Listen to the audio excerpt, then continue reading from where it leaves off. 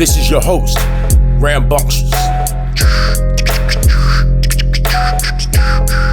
And your co-host, Tayamu Denku. Pick apart the passion. Pick apart the passion. Pick the passion. Pick apart the passion. Pick.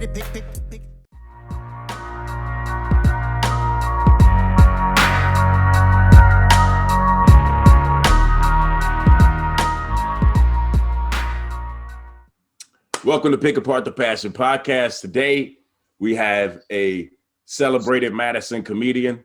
If you know, we are in Madison, Wisconsin, based out of IM, Dankus in Milwaukee.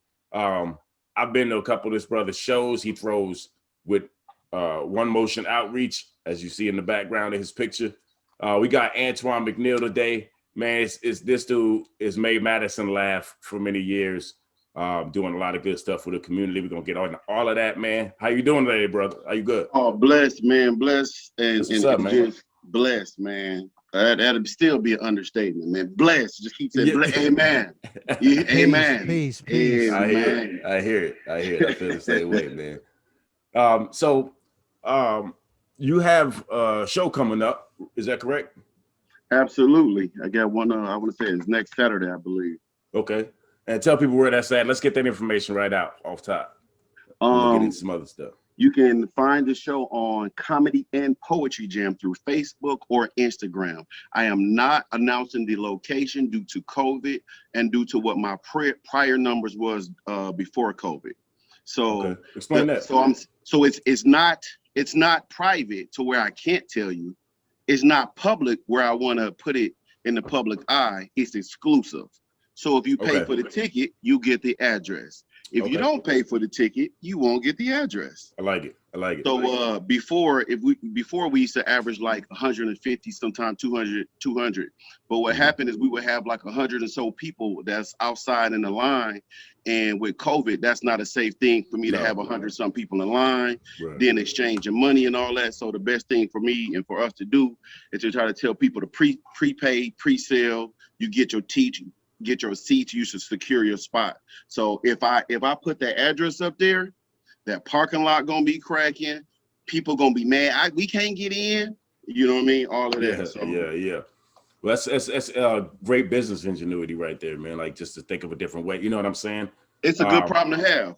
If I put the number 100%. Out there, we're gonna do too many numbers. That's a great problem to have. It is. So talk about when you started doing these shows, your comedy poetry jams, and talk about how that was in the build a little bit and how because you persevered in a sense. I mean, you've been pushing, man. I've watched at least, you know what I'm saying? So talk about that, the beginning into now, you know what I mean? Yeah. I started comedy in 2014. For the first time ever, period? Yeah, So the very first time was like the end of 2013, but didn't nobody know. Like it was one of them secret things that I wanted to do. And I'm like, I don't want nobody to know. I just want to go up in there and try it. I want to try open mic out. I tried it out and it felt good. And then I think that night just talking to some other comics, there was like, well, Madison's funniest comic is in February. Are you on that? You're going to sign up for that? Are you on that? And I'm like, I don't know nothing about Madison's funniest comic. What month is this then? How many months you got before that? So I think when I went, it was probably December because it was one of them end of the year things. Like I want to do this by the end of the year. So, but you got to sign up by such and such time to be on Madison's funniest comic because that starts in February. So I ultimately signed up and, I basically try to get my material together for January and February in order to, be in the competition. So technically 2014 would be my start of doing comedy, but I didn't start producing my own shows until May of 2016. Okay. And talk about that first time. I've heard comedians say, I've only done comedy 3 times, and the first time was by default at a show. Okay. Wait, what do you mean by default? Because my dude, here's what happened. I knew I was gonna have to explain this. Like you just can't just randomly. I kill somebody and then we mow past. So I did comedy by default. Okay, wait. He gave you the scrunch face when you said that. No, I didn't get no. Say by default Hold and up. shit like Hey, the it's like video will child tell. support. I had to pay it. It's not. What are you talking about? What are you? Okay, wait. Here's what happened. Okay, you know David Showman Freeman, right? Yeah. David Freeman. He put me on I had known him for a minute. I'm like, yo, I want to do comedy. He was like, yo, dope, man, do it. And I hadn't got on open mics because I tried. I didn't understand how the comedy process works, so I tried the comedy club on State, and they was like, nah, you got to keep coming back. And I was like, oh, you can't just put your name on the list. I know, you know. Hey, I got cut last week. So okay. Oh, okay, yeah, no, yeah. I get it. So I didn't know that. Okay, so then he's putting me on. He put me on a show. He said it was gonna be his last show. So I said, well, put me on your last show. Put me on as my first show. And he bought it, and I was like, dog, thank you. You know what I'm saying? So it's a 20-year vet, a 30-year vet, and then me, right? I get 5 minutes. I'll get that in a minute, right? Or whatever. Or maybe I won't. Okay, so my dude, we doing a hip hop show at some little bar downtown. I forget the bar's name. I apologize now, but every day the dude who was DJing for me was like, at the end of the show, he's like, yo, it was for a homie's birthday party. We were performing for his birthday party. And he said, yo, Ram, do comedy on the mic. So I'm like, I look back at him like, oh, word? That's how you gonna do me? Knowing I ain't even done the first show yet. Right. So then I ended up doing like 3 minutes, maybe 5. And now I look at how time works with comedy, it's probably 5. And like half the audience was like, and then the other half was cool. They laughed. And a couple people told me, oh, that was funny, or this was funny, you know. Yeah. So it was cool, but it was by, like, when I say by default, I mean I ain't go intending to do no motherfucking comedy. Yeah, I wouldn't call that default. You just you know.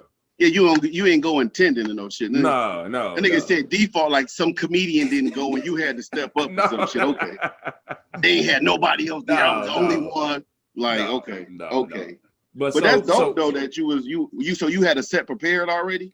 No, I did for that show that was coming up. Okay, yeah. So I had a couple jokes, and then I freestyled. Yeah, a little bit. It was a great warm up actually. You know what I'm saying? Because then when I got to 5, I ended up doing 11. Because I ain't know you were supposed to watch the light either. Oh yeah. So the light goes off, but it's way on your right? Yeah.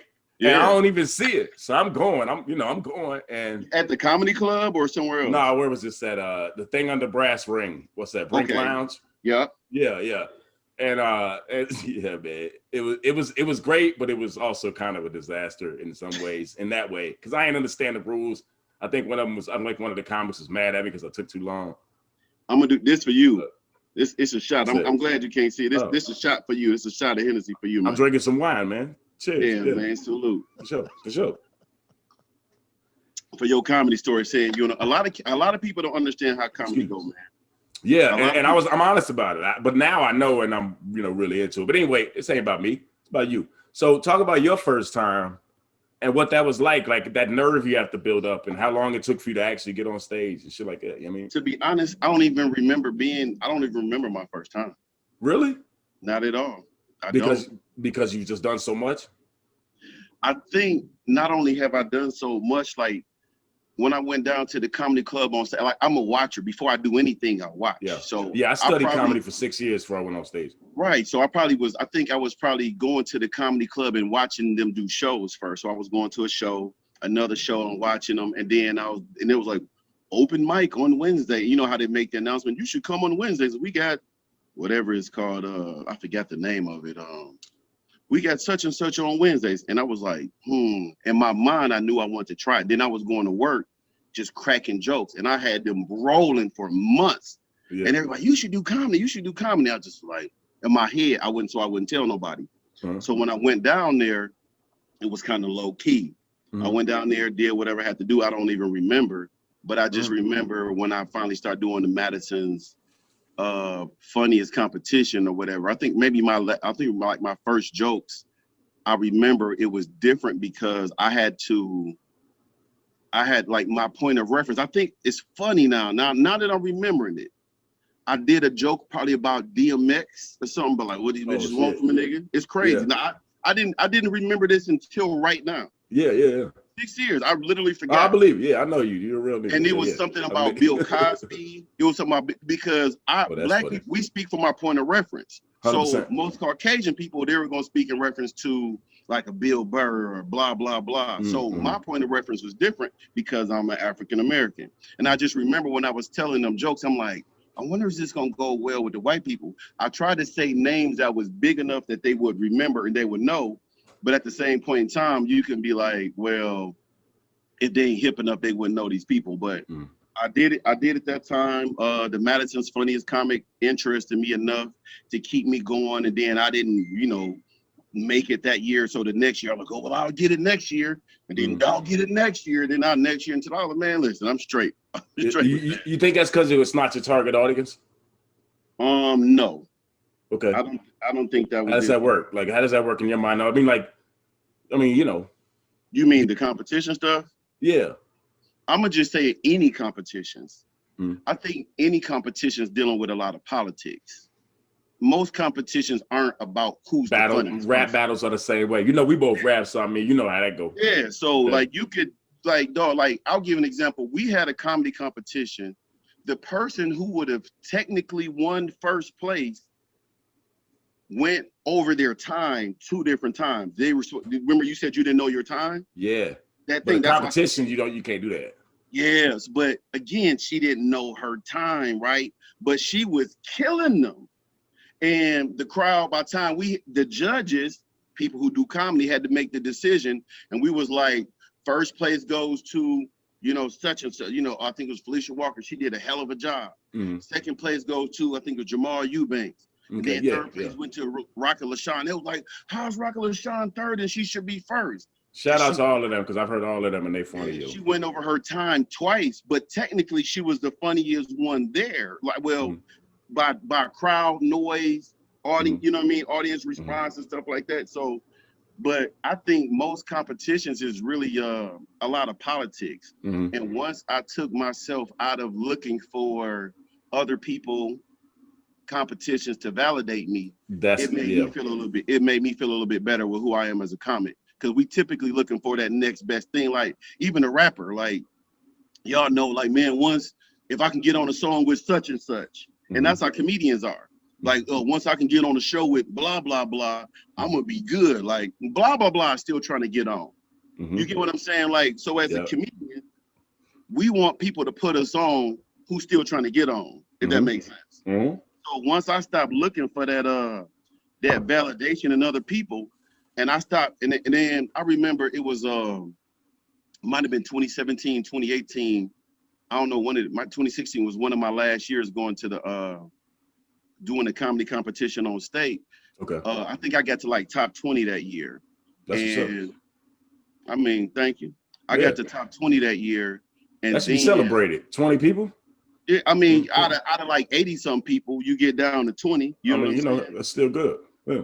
Right. So I thought that was pretty well, right? Especially knowing the fact that there's probably like 3, if not 4 African Americans to start with. You get what I'm saying? Right. We whittled down and I'm like, 1 of 4 or something there. So when I was top 20, I remember coming back, like signing my name on the list after the show was over, and I got cut.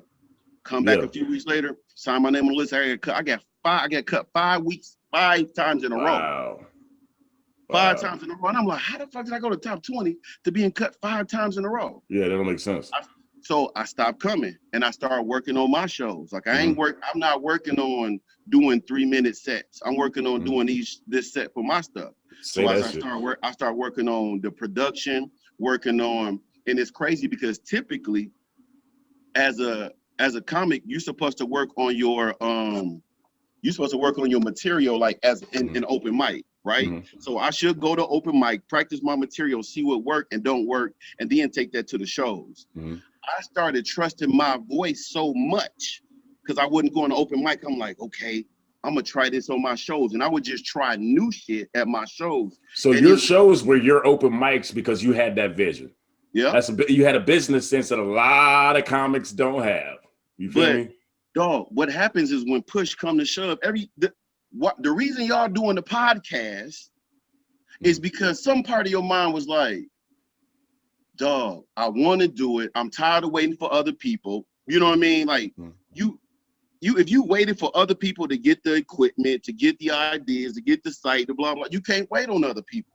Something about this some about this, y'all like, no, we just got to do. And that's why well, I like you know that. what? The original idea is similar to what you're saying. What it was is that I told Danku this before. I said, yo, I wanted other people to ask me these questions that I want to ask about passion. I wanted to know this about other people. What breaks that? What is going through your head when you make shit?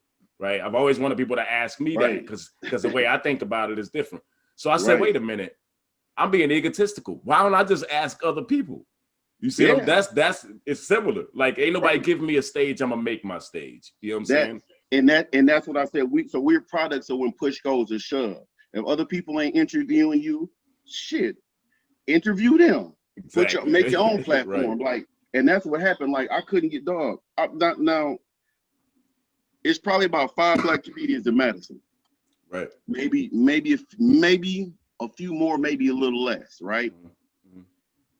So either when I go to you, do you think the Caucasian people was helping me to get booked? It's plenty of them. No. Right. When I say it's plenty of them, it's plenty of them. You go to the comedy club on stage, you're gonna just see a gang of Caucasian comedians. And I'm not bringing up color for anything other than to try to tell you, like, not only did I look out of place, I felt out of place. Okay. You get what I'm saying? Yeah. So I didn't feel welcomed.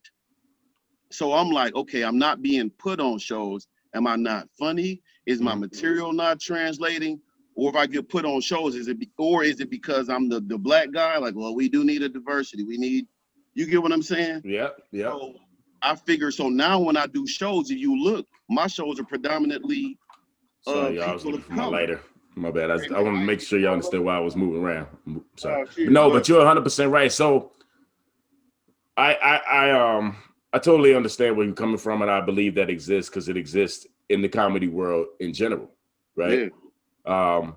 Talk about the difference that you've seen in trying and creatively, let's say that. Talk about the difference in trying to target a black room as opposed to a white room, because that's historically a thing in comedy. You know what I'm saying? When you say a target a black room, like, what do you mean? Like, in terms of what jokes you're gonna say, is it different? I'll say this. Or a mixed room, even. You know what I'm saying? I have to ask that because I'm sorry. I'm just saying I'm at the point in my comedy career to where I'm trying to do universal jokes. Mm-hmm. I don't want jokes to be for black or white. I want jokes to be for everybody, if that makes sense, right? Oh, 100%, yeah. I do know which jokes work better with white crowds versus black crowds. You get what I'm saying? Yeah. So you don't tailor it, but you know. Yeah, I mean, the best thing you can do as a speaker is know your audience. Mm-hmm. So when I go down to the comedy club on state, I can start off with, oh my God, this crowd is whiter than the Oscar nomination. You get what I'm saying? Because it's gonna be whiter than the Oscar nomination. It's pretty funny, yeah. Right. At any time I can do it, right? I can go in front of the black people and be like, oh shit, it smells like Newports and poverty in this room. Right. You get what I'm saying? Yeah, I totally get it. But but you know, that's a thing in the history of comedy, is that the rooms are different. You know what I'm saying? That's all. That's the only reason I asked that question, for that really historical point of view. I think the best comedians transcend color. 100%. Yes, I do. That's kind of what I want you to get to. That's why I said I do universal stuff. Like, if you would see like my audience sometime, dude, if there's Asians, I've seen it. Yes. Oh, it blows my mind, because I hear comedians joke about it, because when I'm on stage, a lot of times, sometimes I don't look off directly into the crowd. I'm into like doing the set in my mind and just the position and making sure I'm speaking to the middle, to the left, to the right. Mm-hmm. And then I'll hear comedians being like, dog, you got plenty white people here, Antoine. I'm like, what? You know what I mean? Like, and you're thinking, why wouldn't I? Yeah. I look around, damn, it is. Like, you know, then when the white people come see you, that's how you know you made it. Well, with that, damn it. You know what I mean? Hey, I got tired of niggas being late. You get what I'm saying? I mean, yeah. I used to tell people, hey man, that's a rapper thing too. Niggas will show up about 10 o'clock, 10:15. What the fuck is this? Yeah. I start going on Facebook. They talking about people you may know, like the mutual friends. I'm adding all white people. I'm adding white fuckers. The white people start coming to support, dog. They was buying reselling tickets and shit. They was inviting friends, co-workers. Yeah. Hey, do you feel that? Do you feel that in today's day and age, doing comedy, that you have to, just because of how I just already know what you about dumb to say. motherfuckers are nowadays, do you feel that you have to kind of censor some of the things that you would say if this was 10 years ago? Shit, if it was 3 years ago. I was about to say 5. 1 year Yeah. ago. Well, I'm Say just that saying. now. Oh, and I Every feel you. year. No, Well, you're right well, though, because Danku, dog. Every I'm year saying, is because I've. All right, so I don't Talk have about no. it. Speak on it. Hey, we free form and loose, baby. Well, I'm just Speak. saying. I'm gonna let him answer this I'm question. I I'm know. just I'm saying saying to because him. That's the I'm just question. saying because I have no filter with my shit. Like I still don't give a fuck about what I say in my rap shit, and I don't give a fuck if certain people don't want to fuck with me no more. Like I don't even 100%. care. But do you feel like it's different from a comedy aspect? Like if you're trying to get to where you want to get as a comic, if you don't follow those type of guidelines, are you just gonna be playing local small clubs your whole career? You know what I'm saying? I think so. I definitely think so. I'll give you an example. A comedian who I got plenty much love for, and the Nick, he be killing the scene. One of the free like first well, Patrice O'Neal, RIP to him, right? Patrice said the shit that's on his One mind. of the greatest. That's why Might be the greatest. right. And comedians aspire to do that, to be free thinking, and that's how I am for the most part, right? But again, are you familiar with Corey Holcomb? Of course. Very he's on the same vein, and he wild, Right. bro. Yes. But again, the type of comedy that Corey Holcomb would do is some people will get easily offended by it. You get what I'm saying? Even though they understand that it's comedy, he's a comedian. Those people, dog, they can get, dog. I'm telling you, certain words that you can either post, shit that you tweet, shit that you say on your page, shit you show on your YouTube, or even a joke, dog, they will take your shit, go to the comedy clubs. This guy, such and such, he's a woman hater, he's a bigot, he's a racist, he's a such homophobe, and then they'll send the shit to the comedy club. They'll get their communities behind them, hit the comedy clubs up, and now you figuring out, damn, my week at the comedy club, you had a Thursday, 2 shows Friday, 2 shows Saturday. Now your 5 shows are shut down. And that's happening for sure, for a fact. That's corn. I'm 100% sure. Yeah, I'm just saying for the people. I believe, of course, I know you, but I'm saying, comedians yourself that this has happened to. I've seen this. I'm not new to this in no way, shape. Oh, I know. No, I'm just saying. I'm only saying that to say it affects the craft at that point. Then it does, because you don't know what to say anymore. Dog, like if the people seeing me, most people know I'm raunchy as fuck. Oh yeah, you real as it could be.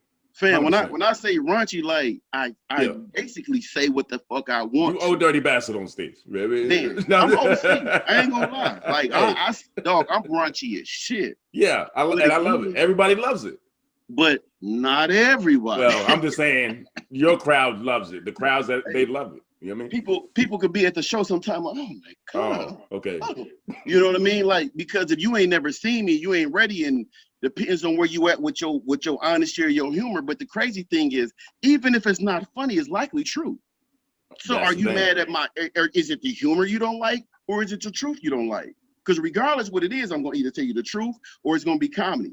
So which one you want, motherfucker? Well, it's you want me to lie about the truth? I ain't gonna lie about the truth. Come on, that's real shit. So it's the truth that they don't like. They don't like the truth. I'm working on being less raunchy for more people. I'm working on having a universal appeal, so my jokes ain't gotta have nigga in it so much. Right. I'm gonna say it subconsciously, but I gotta work on not saying that as much. I gotta make sure that when I'm talking to things to crowds, that I have a universal appeal. Like if I did a joke about Gucci Mane, I can't do a joke about Gucci Mane at the comedy club on state. I can do it on Wednesday because it's college night. Right. I can't do it on a Thursday or Friday when it's typically older couples, and you know what I mean? I do. Yes. So I got to work on different things. Yeah. Look at Dane Cool looking like. That's crazy. That's crazy to me, man. I mean, that's how comedy is, though. I know. Dog. I'm just saying that shit's stupid to me. Cause we. Yeah, it is. I agree. But, we grew up in the era where we're watching comedians say whatever the fuck they want to say. Bro, and like, our era was different. But that's what I'm saying. It was different, dog. But the shit that's I mean, it was better age, in that way. In that way. I'm not gonna say it's better, you know, in that way. Let me give you an idea real quick though. It's free. It was the real freedom of speech. I'm sorry. But this is shit that happened to me on stage, right? Like I'm from Milwaukee, man, and I was like grew up in the projects till I was probably like till I went to like middle school, to like end of 5th grade. Where you grow up, real quick? Where you grow up? He's in Milwaukee. He's from Milwaukee. No, I know. I'm in Madison. Yeah. I'm saying Danku's in Milwaukee. He's from Milwaukee. Where'd you grow up? Oh, in Westlawn.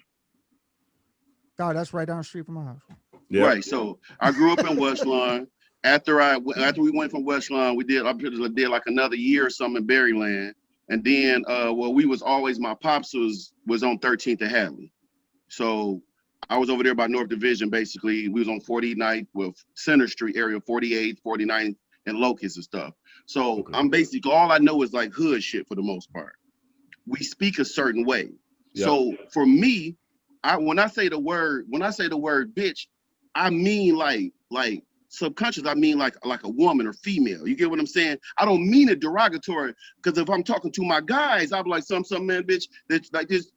If I say the word nigga, I'm talking about a male. Like I can be like, man, this nigga said, and we could be talking about a white dude or an African but people who don't get that language could be offended by that. So it's a pronoun. Yeah, I gotta be conscious about it on stage, because when I'm on stage, I'm like, man, y'all bitches will be, and in my mind, I'm speaking natural as fuck. But I can look at their some people and just look at their reflections like they just don't know how to receive it, right? Dog, you think about this word like, and it's fucked up that I even gotta, like, you know how people say that the N word, right? Like, you remember back in the days when people used to be mentally challenged, we would call them the R word. You hear how I'm using the R word. We would say retarded a lot. Yeah, I don't care. I'll say retarded. I would too. I still say it. We're making a point. But I didn't want to say this here because I feel you. I don't agree with it. I'm not saying it was okay, but we did it. Dog, but my point is, I'm being real. That's how I feel. It's in a lot of my vocabulary, right? So and then the word FAG for somebody who might be. Yep. So my mind, I grew up with this shit all day. Like, so I'm on stage and I'm like some retarded, some thing. Man, the crowd was looking at me like, and I'm telling the joke. I'm looking like, what the fuck wrong with them? I thought this chill.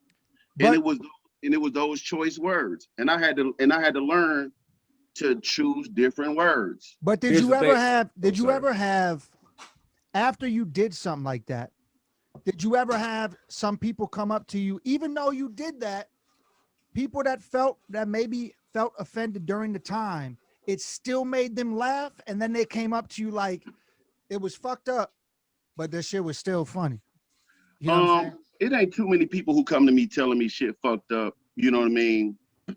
I haven't had that experience, but it's so nobody has actually told you they were offended. You just saw reactions like they didn't like that much. Man, you can read when you in the game long enough, you can read. You got to read the audience. Oh yeah, you got to read the audience.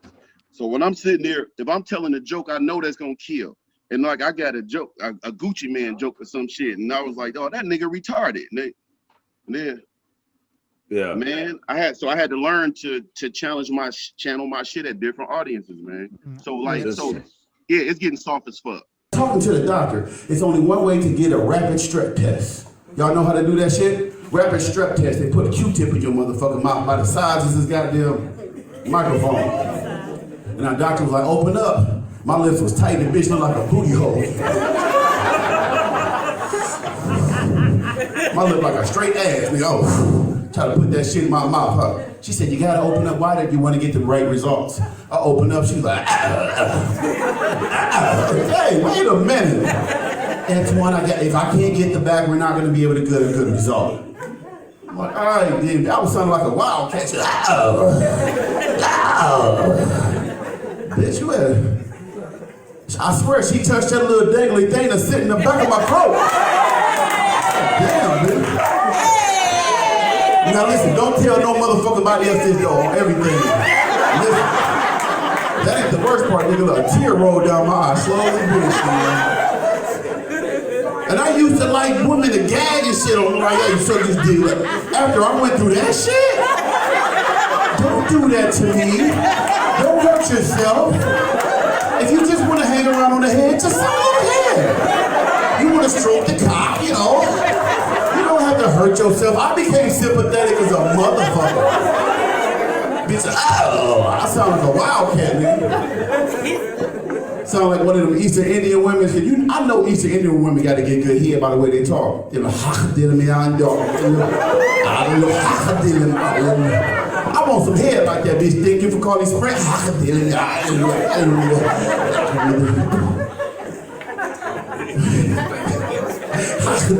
So, and the fucked up part is you gonna be at the gas station, you gonna see the woman, you gonna be like,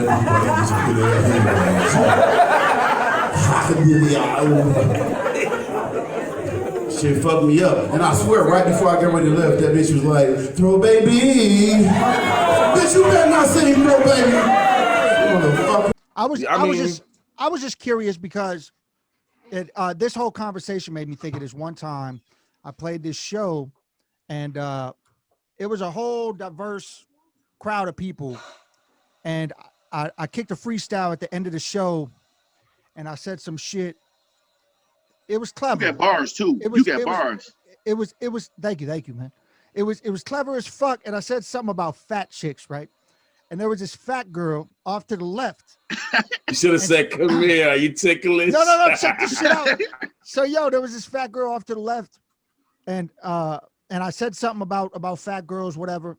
And because I don't give a fuck. Like I said, I don't care. But literally after the show, this chick comes up to me. She's like, it was fucked up what you said, but damn, you're dope. Yeah. Hey, that's a good thing. Hey, if you can make a hater a fan, that means you did a good job. I was about to say that might be the best compliment you ever got, man. I'm gonna tell you what I do. Sometimes I put people in uncomfortable truths. Just that's what you did. Mm-hmm. So I'll give you an example. I don't know if you were there that night. No, not right. Probably was it. I was at Cafe Coda one night. Yeah. I'm trying to think. I was there at different times, so I don't even know which time. Mm-hmm. But one time I was at Cafe Coda. I think it might have been his birthday, Hannah's birthday. He was like, "Get up there, do some time." I'm like, "Man, I just came to show you some love. Yep. Go up there, do some time." I'm like, I was there that night. I remember that. And either was Shout that night or a different night.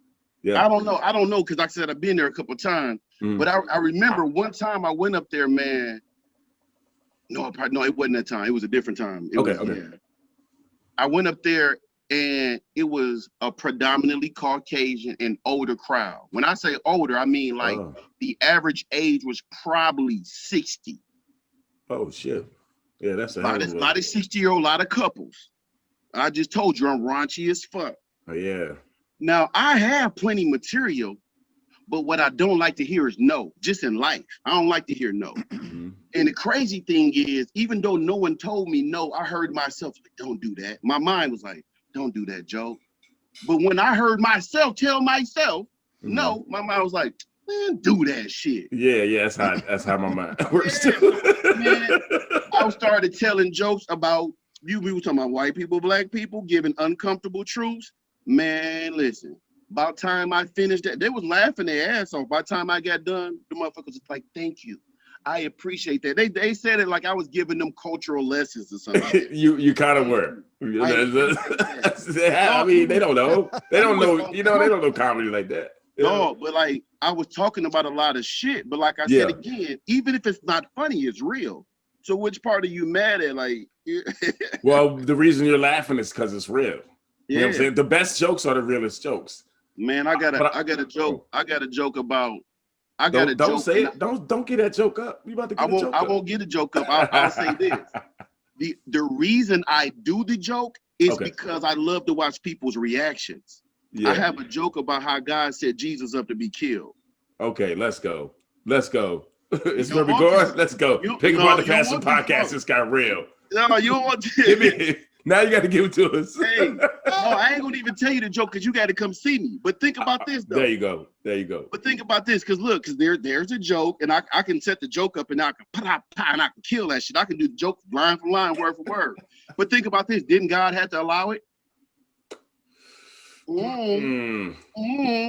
So if God had to allow it, so when people keep saying Judas said God, hey Judas set him up, gave him a kiss. I'm like, no, God put Judas on that shit because God knows the beginning and the end.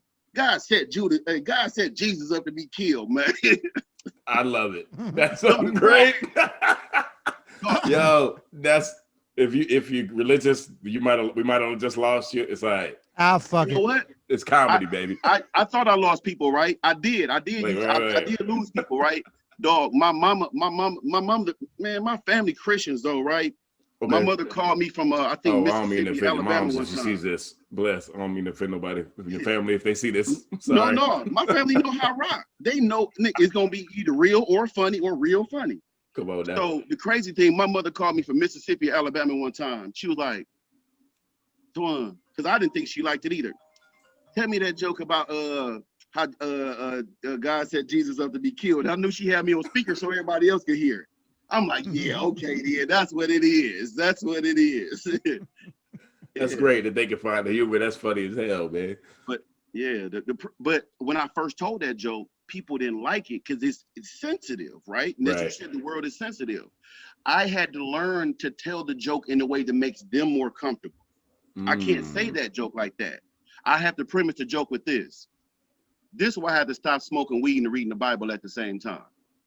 You had to give them something.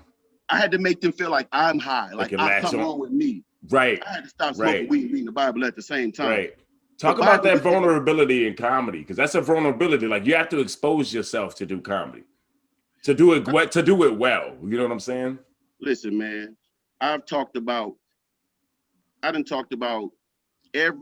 had a kid at 15 years old. I talk about that shit. I'm 39. God willing, I'll be 40 this year.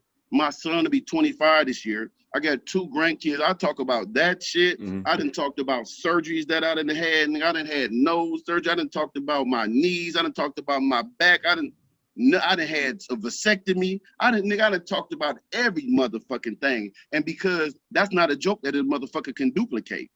You get what I'm saying? Yeah. When I go up to the comedy club on state, I'm damn near 40 years old. A 20-year-old ain't finna have this perspective. Right. No clue. Slip disc and shit. No clue. Talking about some hood shit, nigga. They ain't gonna have this perspective. As a comedian, is it all planned material, or do you ever do improv off, like you're feeling a vibe and you just kind of tangent off and do some improv shit? For me. And do you do crowd work? I'm gonna add on to that since you paused. Do you do crowd work too, by the way?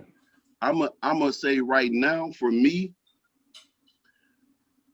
it's less improv, it's less crowd work, and it's more planned material, because where I want to go, because I started at the comedy club on state, right? And when you start there, you got to have 3 minutes, and your 3 minutes better be tight. You gotta kill, because if you don't do great this week, they probably ain't gonna let you up next week.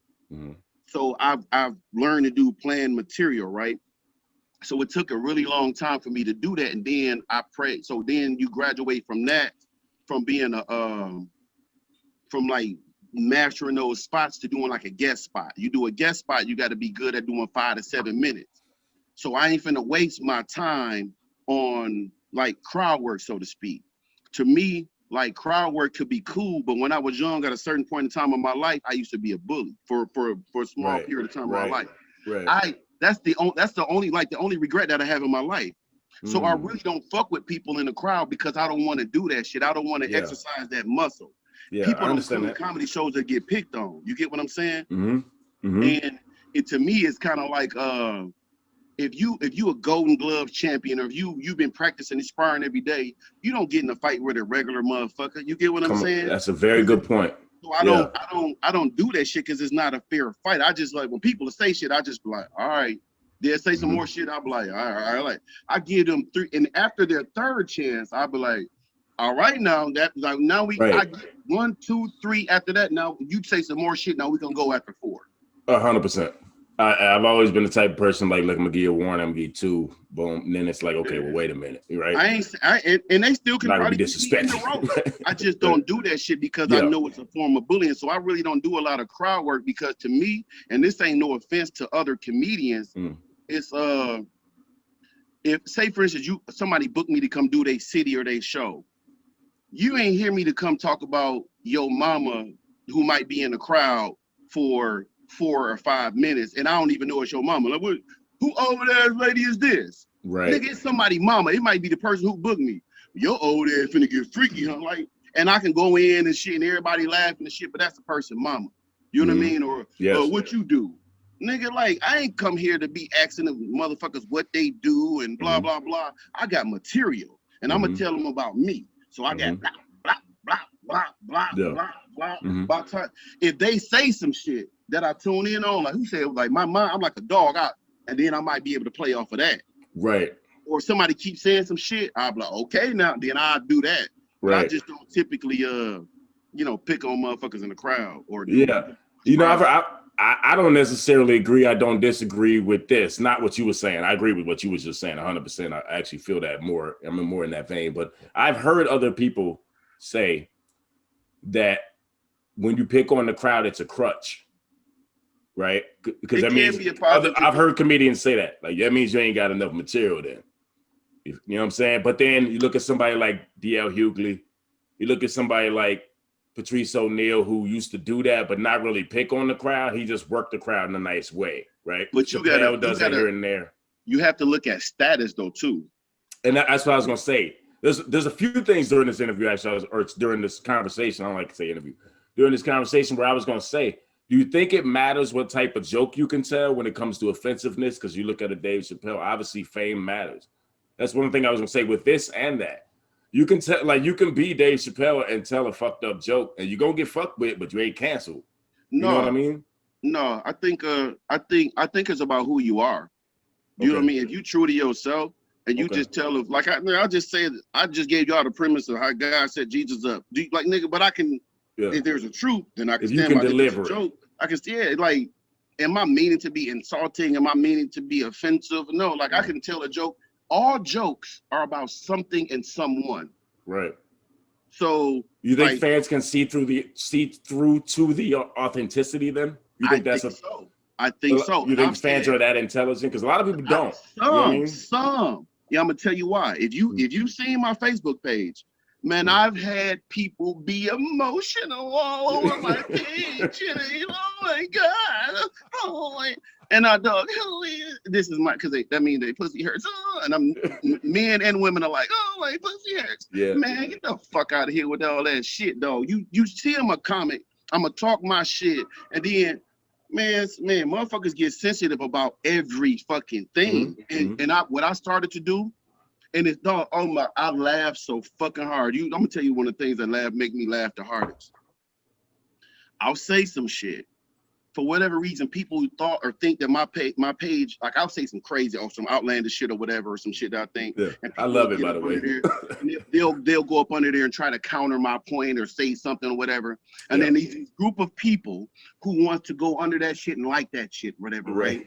And then they'll comment under the other person's shit, right? And I'm looking like, okay, they didn't like any of my flyers, though, okay. Right. When I told, they didn't share any of my flyers, okay. Yo, he's talking the rapper struggle right now. When I told him the same shit. It's the same when I told him to vote for me for Madison's favorite comic and they didn't do that, huh? Okay. How about this? And then I can see them comment, they doing that shit. I'll go and hide the original comment. Because now they're looking like, what was that? What did he say? You just gave up a life hack right now. That was the thing that made them want to all comment. Yeah, so I will hide that just so and now you can get the gist of it, but you're like, what the fuck was that? Yeah. Why did he? Yeah. And that makes me laugh so much because they're putting in all this hard work and hate and whatever, and I just be like, "Hi, Yeah. fuckers, go figure it out. Go do that shit on your page, motherfucker." I'm still in that. I'm still in that. Yeah, Wisdom dog. on the Pick Apart the Passion podcast. I laugh so hard when I do it. I literally was here. I did this shit today. Like, I laugh so hard. I laugh like Reggie old Nitty Professor. When that nigga was like, Yeah. I laughed so hard. They thought they were doing some shit, and I hid it. And then, dog, and this is the crazy part. The person or the people who you hide, this is my other favorite thing. I like to let them get a lot of comments, right? Because they'll see when other people are liking and commenting, right? Yeah. I like to wait till they get a lot of comments and delete the fuck out of that comment. The big payback. Oh. Hey, that's better. Hey, that's my shit. That's my jam. I like it. Cheers. Thank you. On my page with this shit, dog, and I'm gonna hit you with the remix. You on my page, and when I hit delete, a motherfucker jump in my inbox. Oh, you petty. Why you delete my comment? Fam, first off, you on my first I don't owe them no explanation. Yeah, you on my page talking shit, trying to get some juice off my motherfucking dip, and you mad because I deleted your comment. Wait, trying to get some what off your dip? What do you say? Juice off my dip. I love it. I love it. Wait, I'm gonna tell you where I got that shit from. I'm gonna tell you I got that shit from Boosie though. When Boosie, I love it. Boosie was talking about because I'm a real big believer though, man, that all this one motion and shit I do, man, is which we haven't got into that. We want to get into that, but go ahead. Yeah, but all that shit is real futuristic in the sense that this shit ain't just about now. Like when I'm gone to dead, niggas gonna be one motion. When I'm gone to dead, we have the largest independently produced comedy show in Wisconsin. Say that shit. Not Madison, not Milwaukee, Wisconsin. So my point is, Boosie was saying when people are living, motherfuckers don't get that same love. You get what I'm saying? And I'm a firm believer of that same shit, right? So I ain't saying that I don't get love. I get plenty motherfucking love. My shows have been selling out. I can't even explain how much fucking love I get, right? But there's a lot of hate and there's a lot of fake shit, right? So my point is those same people who don't care to express their love or whatever for me or whatever, when I'm gone, them niggas gonna be one motion. Them niggas gonna be. So Boosie was saying, he said it's crazy. He said because when people is living, they don't give them that. He said a motherfucker could be selling merch. They can be at their merch table with CDs, DVD, T-shirts, or some shit. He'll walk right past their merch table. Motherfucker could be out here trying to do something positive. He said, but as soon as that motherfucker die, they gonna have a RIP shirt with that nigga on. They gonna picture, to my dude. He said because they want to be wearing that shit. They trying to get juice off his deal. They want other motherfuckers to see. So that's what I'm saying. So they trying to come on my page, trying to get some juice off my motherfucking dip. And listen, take your same comment, and if you believe in that shit, and put it on your page because you believe in that shit. You know another thing, like we all grew up in a different era. Hey man, message me, man. Too. Right? You got some real, like especially when it's some real shit. Like I've had motherfuckers say some serious shit. I'll be like, hey, I got everybody message me. We ain't doing this song. What the fuck are you talking about right now? You know what I'm saying? Yep. You're being. I call it. You're being logical. The world doesn't work that way. I know. I'm also an Aries, so I'm like, say something. You know what I'm saying? And I'm a Taurus, right? So So you calm until you have to be. I get it. I don't. But you leave me alone. Just let me be this way. Yes. Let me be this way. Yes, that's a fact. That's a fact. Because do I want to be that guy arguing with other niggas in the comments? No, and that's the thing. Be the guy. And you know what's funny? I think it's age, but I stopped doing that shit. I used to do it. I'm not gonna. This is the reason why I hide and delete. You get what I'm saying? Yeah. Because I'm not going to deal with that energy, if that makes sense. I got shit to do. Like, I would rather write a joke than for me to write a response to my fucking. You get what I'm saying? If I'm gonna use 3 minutes, no, that's a great point. Why wouldn't I fucking spend this time with my daughter? Why wouldn't I clean up my house? Why wouldn't I fucking lift weights or get on the elliptical? What like delete, bitch. I got shit to do. If you believe in your comment, go put that shit on your page. Hey man, I've told people that too. Go post your own posts. Yeah, but they be mad at me that I delete the shit off my page. Like, man, dog, motherfuckers deleted me, unfriended That's when me. they be in the inbox, huh? Yeah, no, they delete me because, hey, they'll unfriend me because I deleted their comment. Well, you were saying goofy shit. Yeah, I mean, If a motherfucker come to your house, you know, I think Jules Santana, I think it was somebody else was saying they block a lot of people. Now I'm like, damn, why the fuck they do that? They was like, because they said if somebody come in your house, that's what social media like. And they don't like, I don't like your drapes. I don't like your floor. Who did your walls? Ugh, your bathroom ugly. Why the fuck you here? Get out of here. So when you come on my page and you don't like what the fuck I'm doing, why are you here? yeah. And I'm okay that it's I the feel public and you want to give me your opinion. But if your opinion is starkly contrast to what I'm doing, you know, if I'm talking about vaccines, whatever the fuck it is, vaccines, and you, well, 9 out of 10, and you blah, blah, blah, okay.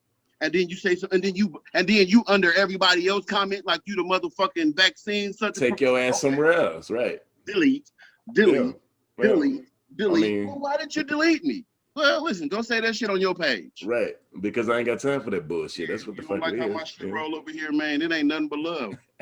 Because if I took that same energy on their page, how would they like it? Because it's like, no offense, I can be extremely awesome, but I can also be an asshole. And I'm That's funny. I was just telling somebody earlier. I was like, yo, most people probably say I'm an asshole when they first meet me. When you get to know me, you're like, oh, okay, he's not an asshole. I never thought that. I never thought that, Ram. That's because you an asshole with me, baby. Let's go. We riding. Let's go.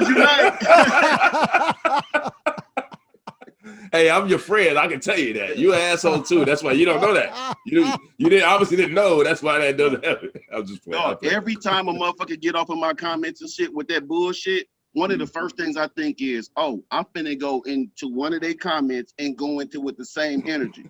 But I have to think. That's not you. That's not what you want to do.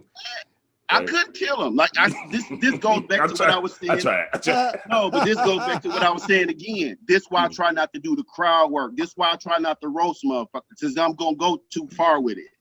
And it's not gonna feel comfortable. And I like living in uncomfortable. I'm better at that. I'm better at that and I don't feel like going that way. Yeah, but that's what I say. And we're gonna live in an uncomfortable truth. And then I'm gonna be commenting all motherfucking day. And then until your cousin, hey, little sis, you straight, until your brother like, bro, you straight.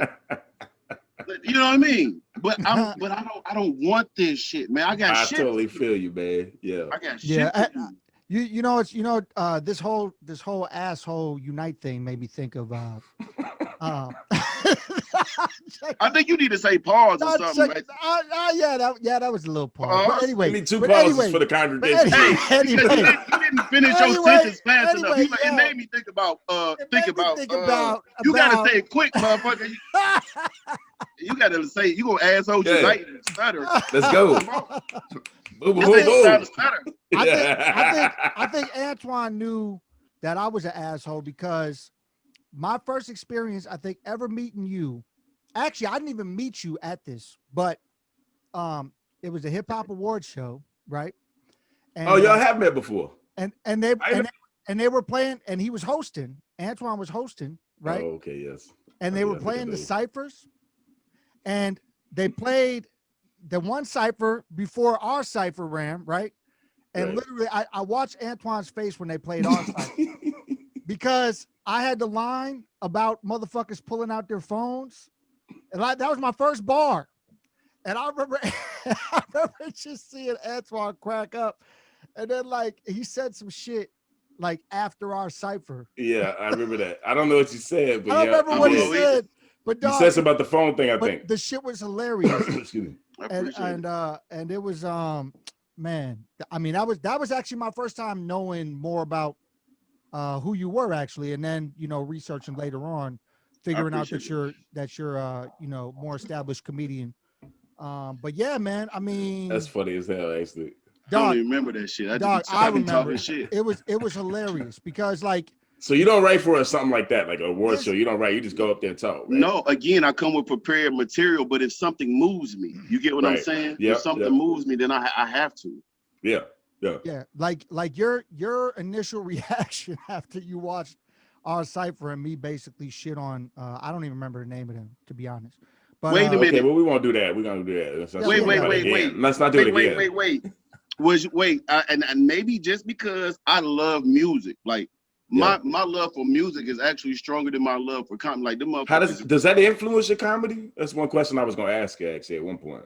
Man, listen, I wouldn't be here without that because it's about a stage presence. It's about you ever do music?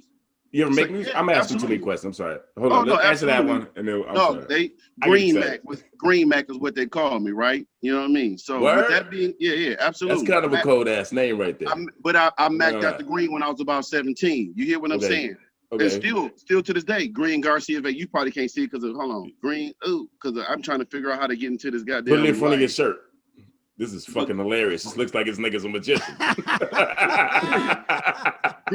Green Garcia Vegas. You know what I mean? Like if you look at my logo, it's gonna be green.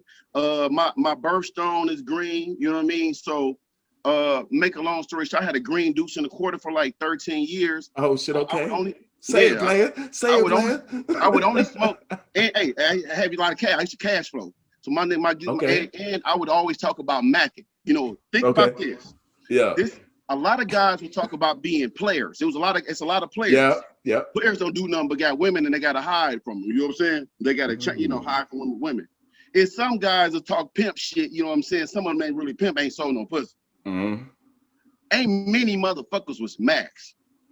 When I say max, because think about it. Hey, that's a good fucking point, actually. So because a Mac just do what he do, and when he want it, he want it. Hey, right? Man, listen, man. If this ain't no regular ass shit, that's when I was talking about when I grew up from Westlawn. I grew up on 13th and Hadley. Yeah, so I didn't grow up seeing monogamy, my nigga. I didn't grow up seeing broke shit. So my point is, so when I talk Mac shit, dog, I turn this shit to like a science. You how niggas got gangs and shit, dog. Bullshit ain't nothing. I remember being in 7th grade making a handshake. You know, everybody was claiming folks, advice or whatever they do. When people would folks, it was Bloods and Crips out my way, but yeah. Right. But when people, so say for instance, Bloods and Crips your way, when those people come my way, when they would do like a Mac handshake with me and it end up like this, right? Because you taught them a difference. You like, I'm not doing the gang shit, but you could do my Mac shit. So by the time I got to high school, I was swift with this shit. The high school had a gang squad. The principal was a gang squad fucking cop. And they was trying to get our ass for starting a whole new fucking gang. And that was pure based upon Mac shit, but didn't get that it was a derivative of that. You get what I'm saying? Yeah. So Mac shit looked like mob shit, because then there was MOB money, you know what I'm saying? Right. And, that's so you probably had comedy in your lyrics before you knew you wanted to be a comedian, huh? I would imagine. I probably did. But like I'm one of them. I'm gonna call myself a Nipsey Hussle or almost. I ain't gonna even say Rocco, but I don't know if you know who Larry June is. I don't actually. Oh man, listen. If you don't know Larry June, I need to go and check him out though. Man, listen. Like a Mozzie? Mozzie is a good one? Is that a good one? I'm not even sure from here if I know who Mozzie is myself. Oh, well, then you need to do the same, my brother. I'll do that. But I'll tell you this. If he's not talking motivation, if he's not talking like dedication. Oh, you should go peep Mozzie, though. I'm not into killer, murder, shooter, rhyme. You know what I mean? Like, I'm almost 40. Yeah, it's more description, but I get what you're saying. Yeah. But I think my point is, so I was more Larry June type, or so when it's come to like talking about macking, talking about what's real. So I didn't really have the ability to fantasize. I wasn't Lil Wayne in my rap. I'm on Mars. Everything that I say was, and this is the part that fucked me up one time when I was dealing with music. Because and it still relates to comedy, because it's like, it's dope to do something written. You don't go up to a crowd full of people like, I'm finna freestyle. You know what I'm saying? If you're in front of a crowd in front of 200 people, but yeah. But if you're in front of a crowd in front of 200 people and you got 5 minutes, what you gonna do? Freestyle, or you gonna come with a something just written? Coming with written. Well, wait. To be honest, I have to answer you. I'm coming with written, but Danku's probably gonna freestyle. I probably freestyle. It just depends on who you're talking to. That's rare though. He's rare. But that's where your strength is. some comedians don't write. Some comedians will never write. Boom. You get what I'm saying? That's the point. So everybody right there. got strength. So music, if you told me to right now just start doing bars, I could just start spitting right now as we speak, nothing, no nothing. But if you ask me to do jokes, I'd be like, which one? How do I start? How do I transition? What goes to me? My mind, it's a whole fucking it's a science. Okay. But bars, that shit is. But I was going back to my point, when it came to the music shit, I just was more real. Like I didn't have the ability to fake. So it's just all I would call it just real lyrics and shit. And it fucked me up one time because me and my guy, I was normally, and no offense, and I ain't no big head. I was doing, when I get on track with somebody else, niggas wasn't really housing me. I was doing my shit, right? I was putting. No, don't worry about flex, nigga. Tell them who you is. Tell them who you are. I guess so. I'm just saying, I got so raw to it. It took more time for me to start writing. So my brother would be like, dog, why you finna write? Just go spit. And my spit would be so dope. These niggas be writing for an hour or a day to come up with their bars. And I come in, my brother just like, man, go do your shit. And then I go, I get done, be like, damn, that shit was that quick, that dope. But one time my guy fucked me up cause all I know is real shit. And he spit his flow on some futuristic, the imagination, dope. And my shit was real life, bar for bar. Yours was brick and mortar, his was universe. Right? Yeah, right. Yeah, and it was every day I'm hustling. When I was broke, selling weed and dope, help a nigga like me to cope. Got double up for my folks selling OZs for some trees of smoke. So serious, not a joke. Lining and clothes crispy like toast. My life is controversial. Never bragged and I ain't trying to boast.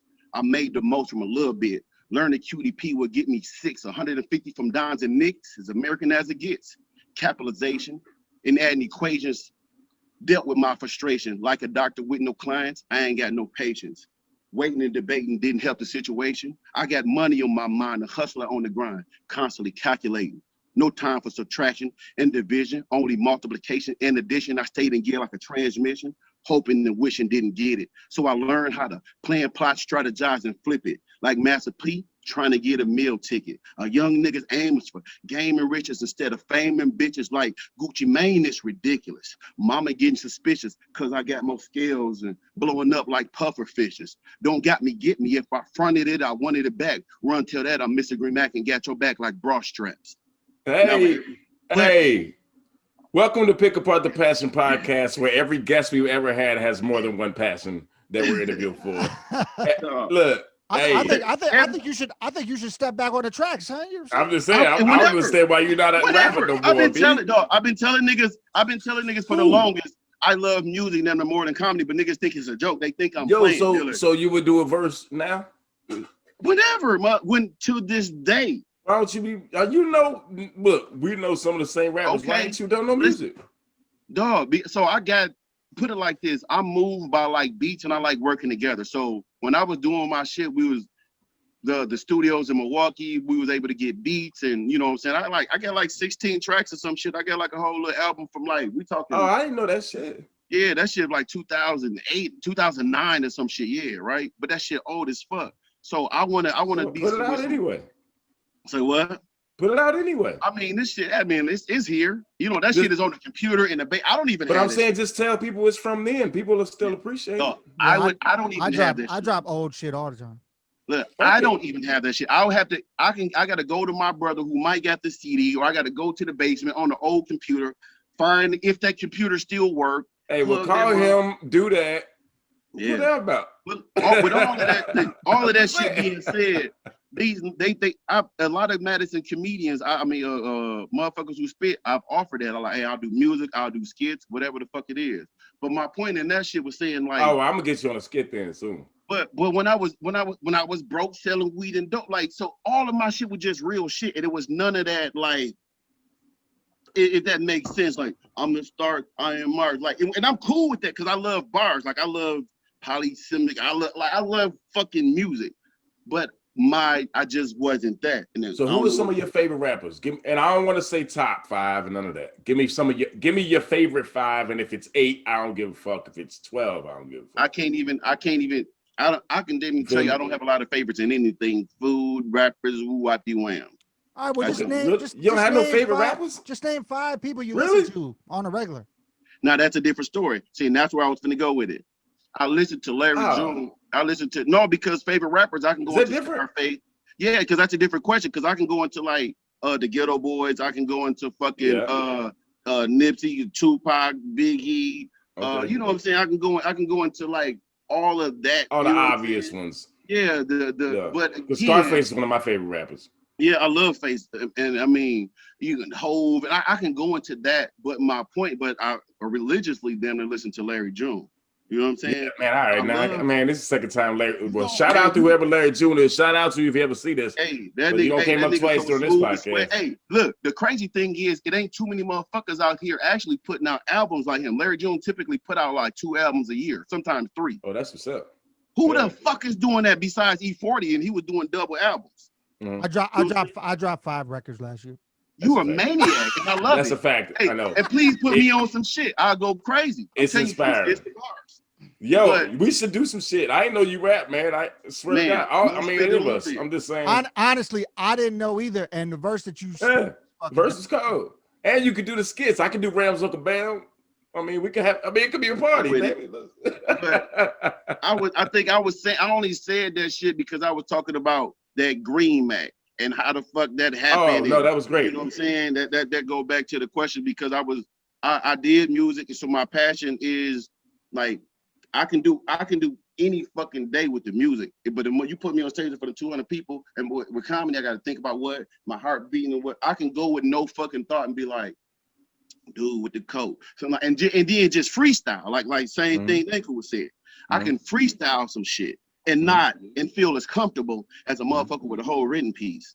Yeah. So I love comedy, but it's more science to it. You know what I'm saying? It's a different element because if you spitting bars, the only motherfucker need to feel it is you. Sort of. Yeah, I mean, but there's sometimes when people mix comedy in there. You know what I mean? That's true. You know Carter Deems? Yeah. I do. Yeah, I know who that is.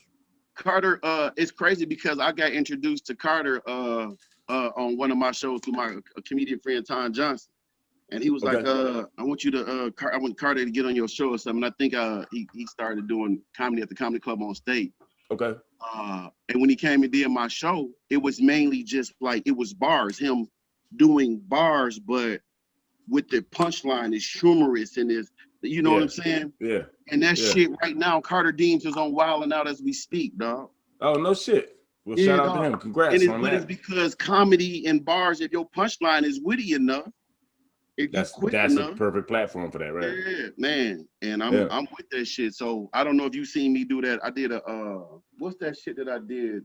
I did a WAP remix. Did you see that shit? I didn't. How did I see, man? Look, algorithms is mother. That's why you need to go and delete whoever making them comments you was talking about earlier. Delete them. That's what I've been doing. I've been deleting all the Bitcoin people, all the people that do that and other the latter days things, and they be like, "How you doing today?" And I'm like, block. As soon as they say, "Hey, how are you? How you doing today?" and I don't know you, block. Maybe we need to start trying to sell you some cartoon graphics and shit. Yeah, man, that too. I did a whole verse. I did a, and it's like, see, my dog, when I write, you know what I'm talking about when it comes to, this is like, and I do comedy, like I do comedy the same way. So I don't want people to get distracted. So you do that the same way as rhyming. You do it the same way as when you write. It's about being real, because as I said, there's a truth in it. Of course. It's about being real, but also being able to try to give you something that might have some humor in it. So I wrote a whole flow. The flow is real as the bitch from the first line to the last line. I love the way you did that. Nigga, but I mean, I love it. Hear the word, G. You get what I'm saying? Dog, I do. The funny part is you hear me now, and then watch when you say what I say, and then I'm gonna give you two different things. The flow from beginning to end. And then I gave a visual to it that's pure comedy. Okay. So when you watch the video, and you hear the shit, your mind's gonna laugh. right? So that means I'm capturing your attention. You're less likely to turn it off because of the comedy in the bars, right? And which so video is this? So it's on YouTube. It's called Managed or some shit. I definitely put it somewhere. Hit us with that link so then we can put it in here so people can see it. I definitely will, dog. And it's dog.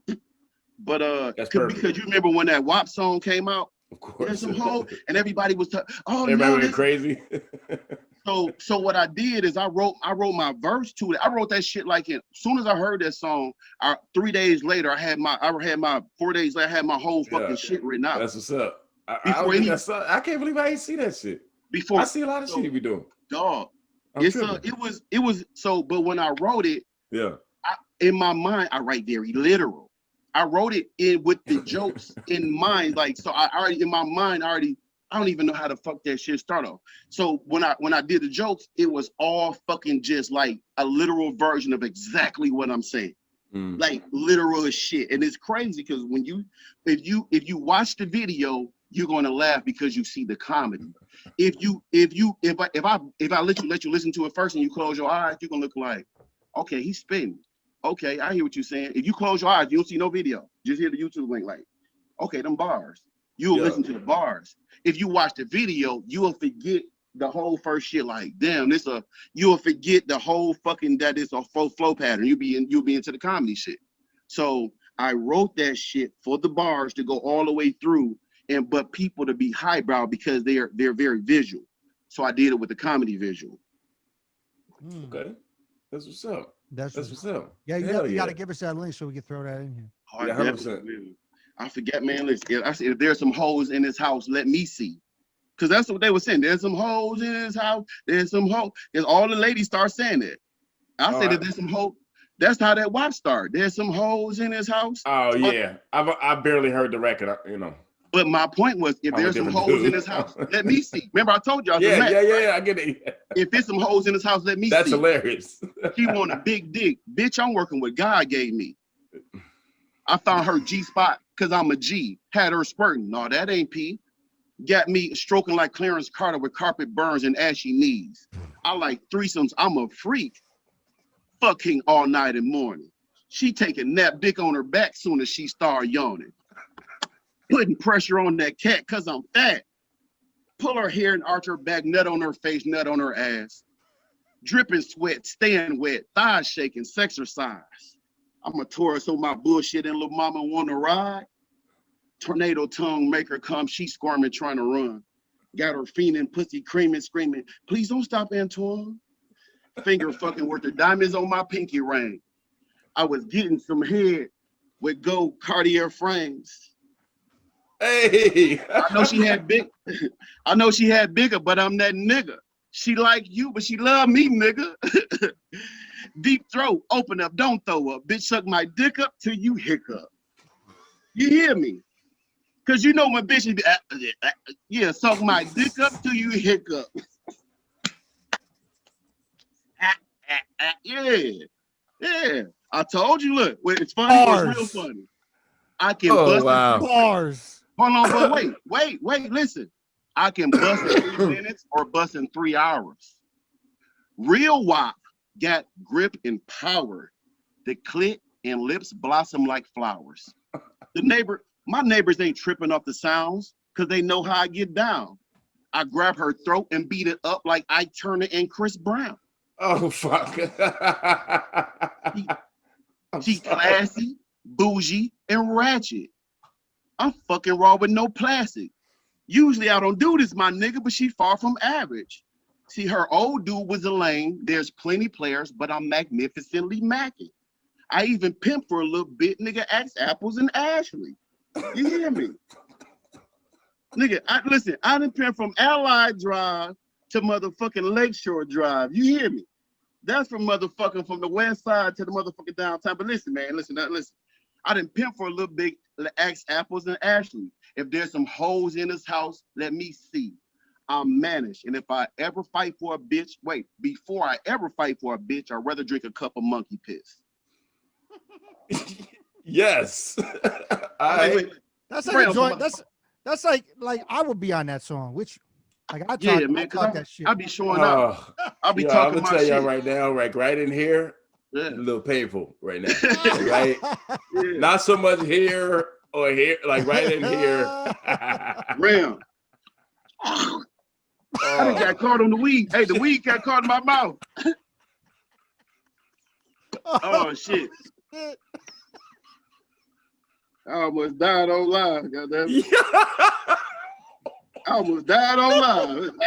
Almost was doomed on Zoom, baby. Hey, I almost listen, something like dick up till you hiccup, guy. Like, you think that shit funny? Huh? I mean, you listen, man. I deep throated on the motherfucking live. Look, Nigga. I was trying to go into some serious shit. I was gonna ask you it's hard when I'm laughing so much. I was gonna ask you about One Motion outreach. I want you to explain that to the people and talk about what that is. One motion is just in general, whatever motion you move in, God is there. Mm-hmm. Some people do and don't believe in God, the Most High. There's different words, universe, whatever, Allah. It's all a higher power, right? Yeah, but some people don't, So for those people who don't, I have other elements in which I make reference to. But in the general sense of the word is like whatever motion you move in, God is there. And because of that, there are no accidents. So wherever you at, you're supposed to be. So why not enjoy that shit? You get what I'm saying? So I don't like it here. I don't like my job. I don't like my bitch. I don't like my nigga. Why you doing it? Change it. You get what I'm saying? So if wherever you at, you're supposed to be. So that's the principle of One Motion, and the fact that wherever you at, I call it God's will. That go back to that joke about like Jesus, so that means God allowed it. Like, you get what I'm saying? So I got God's favor on me. So it's looking like this, fam. Like, it's almost like what's more powerful than like the black fist, right? Like, that's dope. That's a strong sign. The only thing more powerful than that, and with that should be added to that, is like God at the top all the time. So when people see me in pictures and when I blah blah blah, means God is there with us at all times, dude. You know what I mean? And one day I'm gonna go and they're gonna be looking back that I was still invoking that same spirit. You know what I mean? There. So that's one motion. But if you look, you look here. Hold on. You look here. That's one more. You probably can't see it. That's a one. Back up a tiny bit. Back up like 2 inches. There you go. Right there. Oh, right there. Yeah, right. Yep. So the head is a one. Then that's an M. This right here is an M. Yeah. You know what I mean? Most people can't see. So it's all subliminal. So it's a 1, M, O, R, E. That's one more straight going down.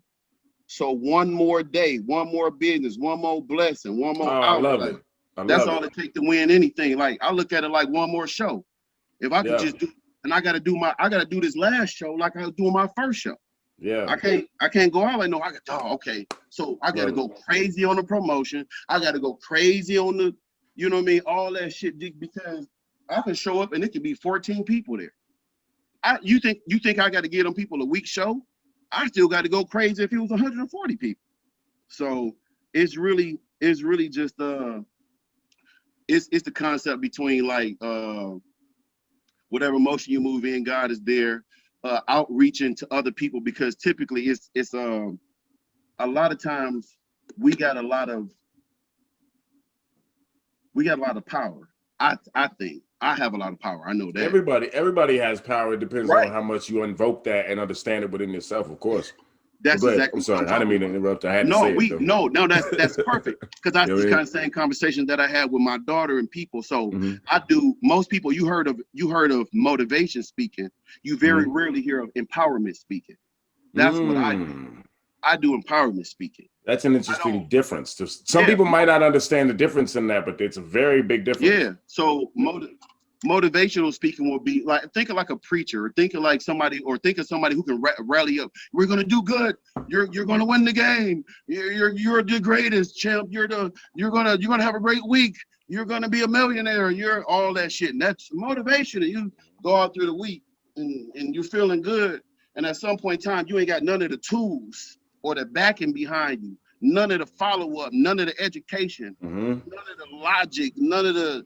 So empowerment is teaching you the fucking tools to live and walk that walk. You get what I'm saying? I studied psychology at UW about 3.5 years, but I ended up majoring in political science. But Okay. within my own psychology that I apply to people, apply what's called a behavioral science. Like Okay. it's the things that you do that can change your life.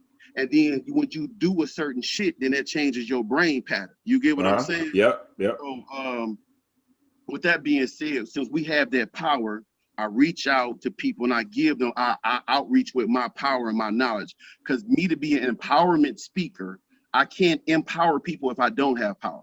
100%. Yeah. Right. So that's that outreach part. I'm reaching out to people, and then the reach, because you see the O and the R, that's me reaching back. Because sometimes I need help too. You know what I'm saying? Sometimes on Christmas, I'm out here fucked up. I ain't got gifts for my daughter. It's fucked up, and man, the community came, and we had a tree. My daughter was like, "Get a Christmas tree, Dad." I'm like, "I don't care too much about this. We ain't got that." And Dad and my daughter 9, but I want to do this shit for her, but I ain't finna give her no false hopes. What the fuck I'm gonna get a Christmas tree for, and I ain't got shit to give you up under it? Man, she said that shit. I got that tree, and that motherfucker sat there for a couple of days looking lonely. And I fuck around and said something to the community like, "Hey, we need to woo out the well." Dog, I mean, man, listen. I damn near for real fighting back tears. Man, that motherfucking, the tree was so fucking full. Dog, her the shit, damn near everything she wanted from her list, she got, and some change. That's that. So I reached back out. I really wasn't even trying to do that shit. I said something random one day, like some. I said something about it. I wasn't looking for no help. I just said something in the community, like, you need. So that's that. That one motion, God is there. I reach out with my power and get that power. People, I gotta receive and shit, be filled back up, and then turn that shit to a business. You know what I mean? And man, it's a whole lot of shit. So I give back to the community too. So as much as I give back. Yep. Yeah. That's what's up. Yo, I'm gonna end on this question right here, and it's I saw that your daughter was starting to do comedy and write jokes and did jokes in front of people. So because you mentioned the daughter, I thought I would ask about that, and we can end it on that. Maybe have some fun, talk a little shit too. But you know what I'm saying. But so what does that feel like? Did you ever think that would be the lineage? Like you would pass it on? I'm trying to figure off and say, well, I lost a whole cup of Hennessy. I lost a whole cup of yak. That motherfucker sitting right in front of me. I was say something like, pause everything. Hold on.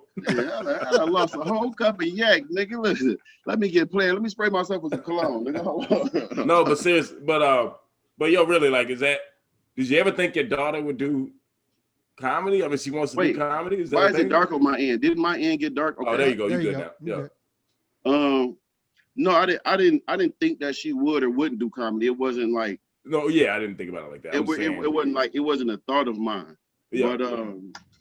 But I am big into like I said, I was a father, man, when I was 15 years old. When I was 14 years old, you know what I'm saying? My young lady, my chick told me back then, she like, "I'm pregnant," like, what? And I was 15 years old when I had my first son. So I always taught them everything I knew.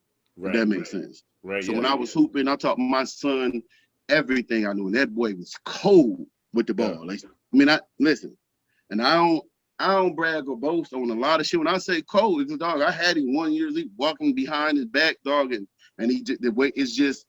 I taught him everything I know. So when it come to my daughter, I did the exact same thing. And so I teach her shit like, we'll be here. It'd be about shit like mimicking people. So something might come on the TV. I just might be like, I'm trying to mimic the person's voice. I'm doing this shit so she can pick up on it. Right. So if she can see it, can she do it better? You get what I'm saying? Exactly. She told me today, as if she's told me many times, because we was talking about power, right? Dad, how much power you have? And she was like, I was like, okay. I'm sorry, I didn't understand what you say. You talking about power, like power within yourself. I'm bringing it back. It back. Talking about, because we talking about we got powers, right? You talking about the ability to vote. I'm just making sure I'm clarifying. Yeah. Oh yeah, I bring it back like a comic, man, like an empowerment speaker, because I got tools. I'm gonna back it back up So she was talking to me, and she's told me this many times. She said, what's one of your powers? I know this one, but what about that one? I said, I got the power to make people laugh. I think that's a good power. She said, yeah, but you're not really funny to me, right? My daughter don't think I'm funny either. She told me she thinks Ram's Uncle Bam's horrible. But you know what? Listen, I respect her opinion because, again, I taught her about honesty, and that's a power. You know what I'm saying? So she's not telling me that to hurt my feelings. She's telling me that shit. I'm not speaking to her genre. I told her I don't write jokes for kids. I told her raunchy is a bitch, right? So my jokes ain't for like 9-year-olds and 6-year-olds. Like when I go do a family reunion, I'm not figuring out how to connect with the 9-year-old motherfucker there, because it's also a 90-year-old motherfucker there. Yep. I've going churches and somebody's 70 and somebody motherfucking 6. How the fuck do I make both of them people laugh? You know what I mean? Right. So I have to figure out. So basically what I'll do is I'll talking to my daughter about, about having the power to make people laugh. So now she can write them jokes for that generation, that genre. So if I think something funny, it was something being said the other day. So I'm like, damn, this would be a good joke to say as a kid. Because as an example, we want our kids to have good grades and shit, right? Like Dad, like we tell our kids you should have A's and B's. Why you got a C in motherfucking math, and how you flunking history? But at the same point in time, imagine if they came to us about our financial decisions or our relationships. You get what I'm saying? Like, nigga, how the fuck this all you brung home this week? But Kevin Hart making, because we be trying to compare them to other kids and shit. Oh, that's funny as hell. I don't know if you meant that to be a joke, but that's hilarious. But I think the joke would be better coming from her point of view. You get what I'm saying? I'm laughing at both. I'm thinking of it. I can make the joke. I can make the joke. So it's just like, oh, so if I'm trying to compare her, your friend Sarah got straight A's, Sarah, blah, blah, blah, then she can look on the TV. Yeah, the point's real. I just thought that's my brain. Yeah. Jay-Z, well, such and such, he's your age. He on TV. He get millions of dollars. Why you not doing that? It's funnier coming from a kid perspective. So when she started picking up on impressions, when she started picking up on, I was telling her about writing jokes, and she'll try to tell me shit, and I say, that's funny. Or she'll tell me something, and I'll say, how about you say it like this? Right. You know what I'm saying? Just teaching her the structure of jokes. Yeah. Because like I said, it's a science to me. Yeah, talk about the science. Like what is this? To me, I feel like when you say the science is how you word it, right? Is one of the main things.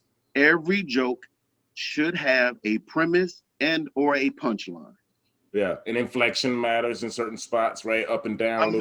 Yeah, that's the intricacies. You know what I mean? I can get real deep into that and or not. But that's what this is about: is pick apart the passion, my nigga. I'm just playing. You don't have to. I'm joking. But technically, no, I'm just playing. No, so a little bit. Get into it a little bit. You know what I'm saying? What are those intricacies? Your joke should have a premise. Now, I'll use the example when Kevin Hart said this one time on, I think it was when he said, "Does this make me gay?" When he started with that. Yes. If you don't remember nothing else, the idea of "Does this make me gay?" Like, what the? Okay, I'm going there with you. It brings you right in. I don't know where you're going. Boom. This makes me go there with you. When I say shit like, let me tell you why I had to stop smoking weed and reading the Bible at the same time. You're like, wait, okay. That's an even better example than Kevin Hart's. I'm gonna be honest with you. That's a better example. I only make reference to that because the premise should make you want to go there with me. Mm-hmm. The punchline is gonna be like, the punchline should remind you every fucking time of why I brought that premise up. When you damn near forgot that I was talking about that, but right. This is the reason I said, you like, damn, that show did, and damn, show. And there's structure in which typically most of my jokes are coming to 3. So if I write a joke, I'm gonna have let's call it some lightweight here to make you laugh right after that. I'm gonna have something that's gonna make you laugh a little harder, and then the killer right after that make you laugh the hardest. Yeah. Because you thought that first you thought the premise was funny enough. Right. And then you thought the first thing I said that was some light shit, like, that's okay. Because I did that on purpose. You do this like, when I hit you, that's what I'm trying to make you do. And you get what I'm saying? Yes. I do that shit on purpose. So, so when you get to writing jokes or however the fuck you do it, you'll realize which jokes go where. You know what I mean? Like, you want to start sometime, you might want to start high, but whatever it is, you still want to end on a high. So you save your best joke for last. You get what I'm saying? So as I save my best joke for last, it's so dope that I can say my best joke for last because I know this one is tried, tested, different crowds, different ages, blah blah blah. You know what I'm saying? Like, but watch this. What if I've been around to this place 10 times? Or 10, 15 times? Can I end that way that same time? You know what I mean? So now I have to have different jokes that end and punch is hard. Yeah. I just call it a closer. I need to have a different closer. So I gotta, So how many closers do you write? Like how many different versions of jokes do you write, or does it vary depending on the joke? Watch this.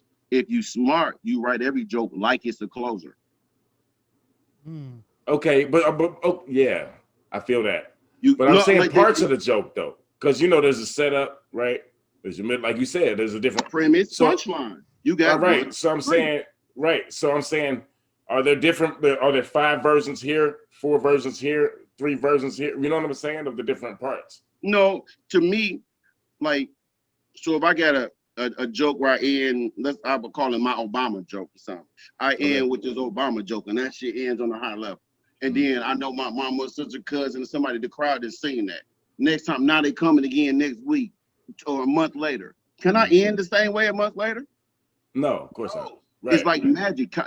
Comedy is like magic. It only looks. It's evolution. It's automatic evolution almost. It looks great the first time you see it. Nobody really wants to see the same trick twice, unless you know what I'm saying. Right. Unless it's real good, then you okay to see it a couple times and shit like you. So, ultimately, so now I have to find I got to find something that's equally as dope. I got to like slide a hand. Okay, you thought this was dope? You thought this? Boom! I hit a whole different closer. And then when you thought that one, boom! So as I got more closures, guess what? Now when it comes to me headlining, so now when I'm going to do 45 minutes, I already know I got 4 or 5 jokes that's gonna bang hard as a bitch, right? Yeah. And now I can insert my little intro, something that I know to work well, but what? And then a banger. Something I know that work well, banger. Something to work cool, banger. Something to work well too. Now I'm at my 45 minutes, and they, you get what I'm saying? Yeah.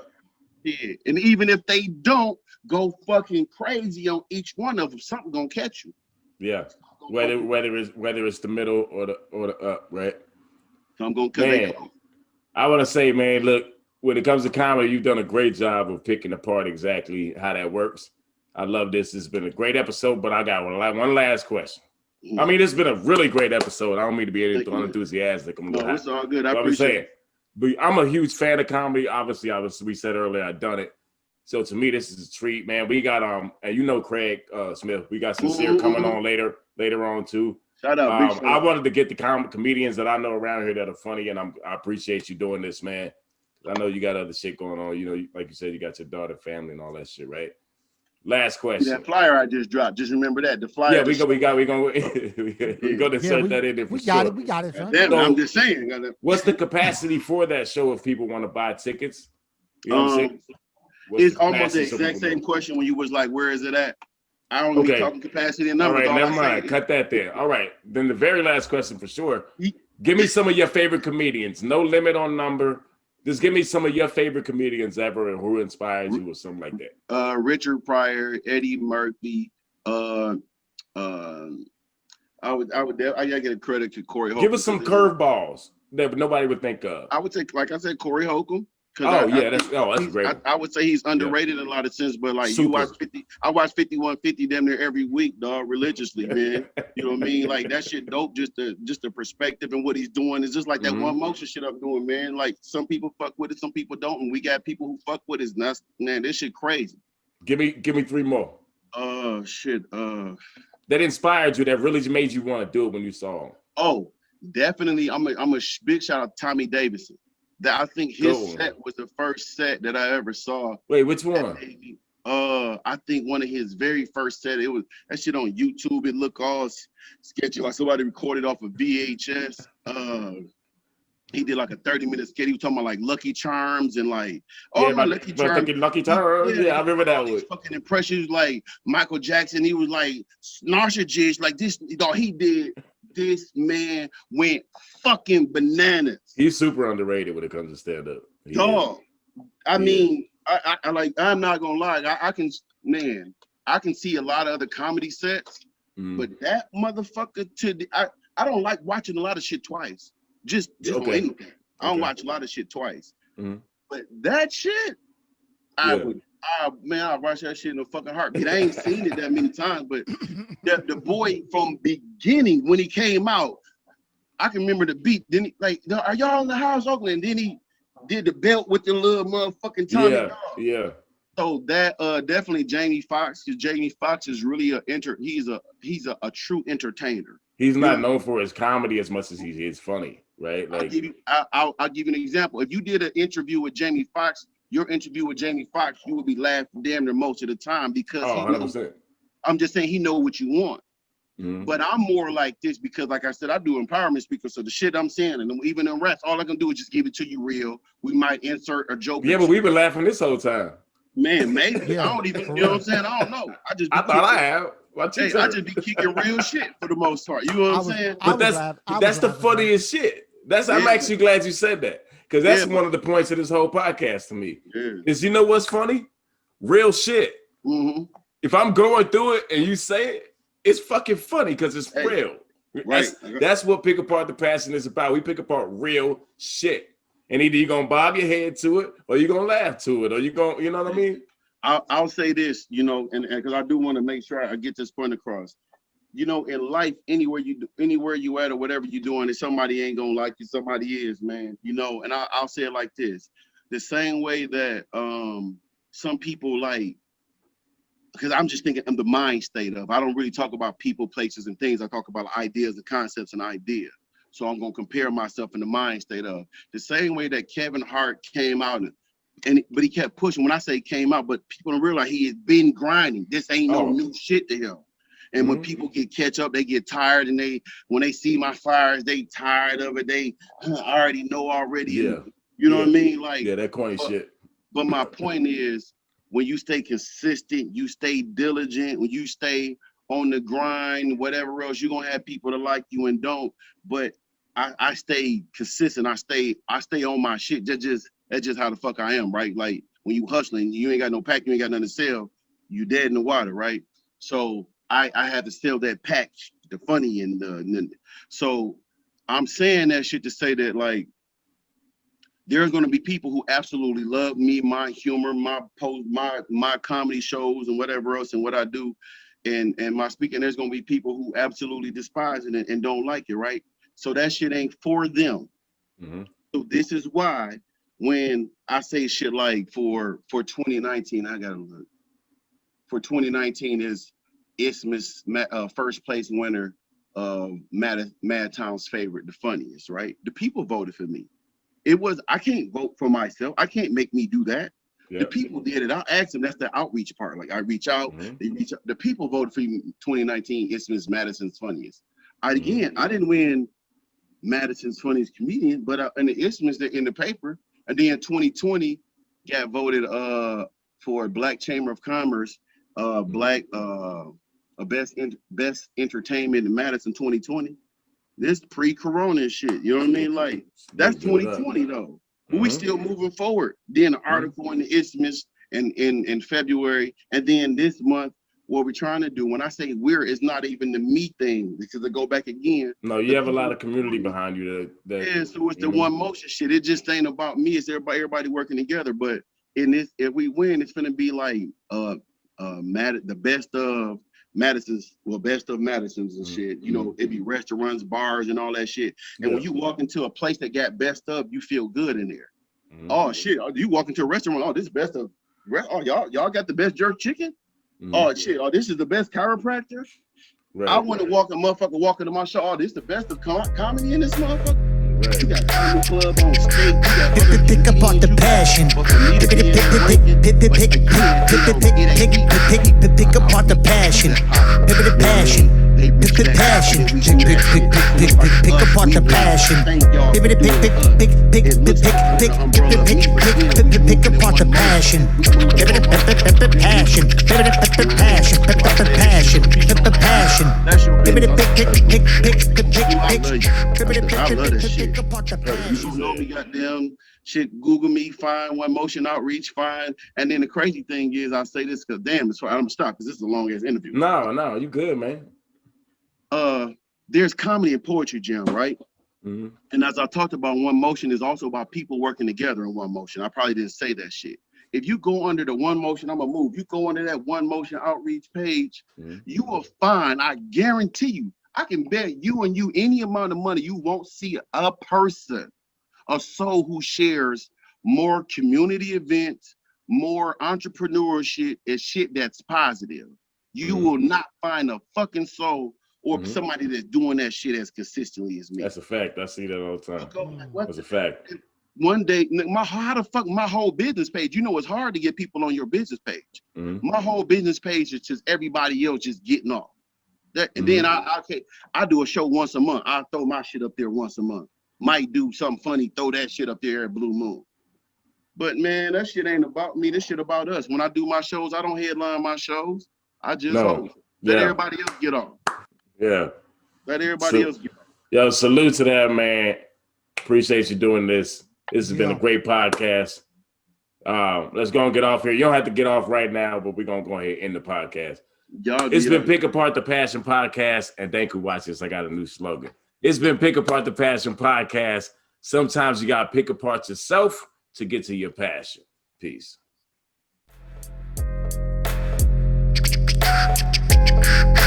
Pick apart the passion.